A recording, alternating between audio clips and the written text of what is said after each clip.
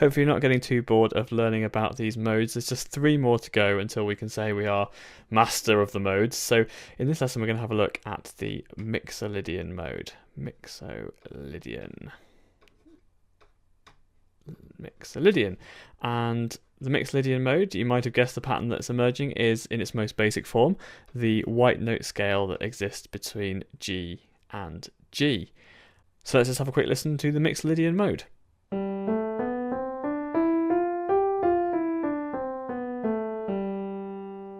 So as you just saw, a really basic Mixolydian mode starts on a G and goes up through the white notes until it gets to another G, an octave above. Just like this. And just like all the other modes, it's a really good idea to have an idea as to how this particular mode is related to major and minor scales and things that perhaps we hear more often. And to me, this is very, very similar to a G major scale. So this is going to be Mixolydian scale, and this is going to be major scale. And let's just compare the notes. So I'll just play a major scale. I'll play a G major scale. Have a listen to that.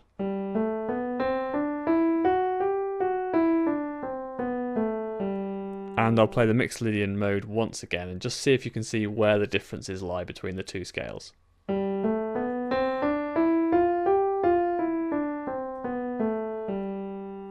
As it got started, the G major scale really mirrors the Mixolydian mode right the way up through the first 6 notes. These first 6 notes were exactly the same between the Mixolydian mode and the major scale. But something interesting happens here. So in the G major scale, we have an F sharp.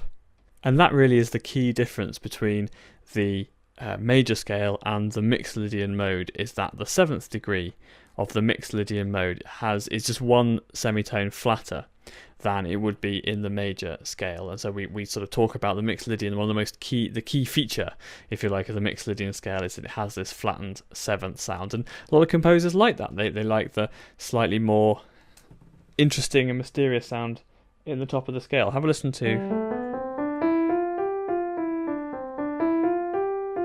They just like that sound as opposed to the major scale, which is kind of just normal. That's kind of what we would expect in lots of music, and the ability to introduce this F natural, the flattened 7th, has been used by composers to make something a little bit more interesting or a little bit different, create a different effect.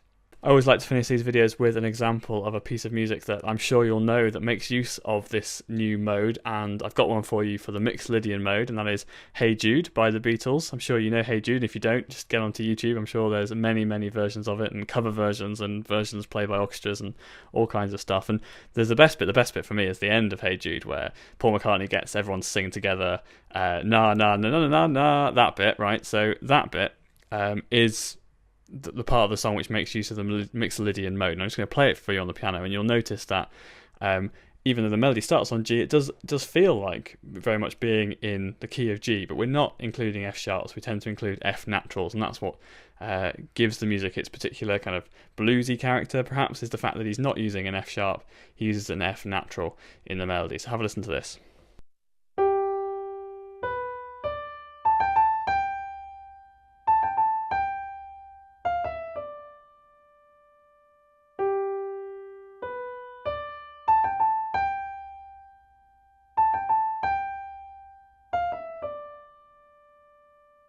And that's it. That's a basic introduction to the Mixolydian mode.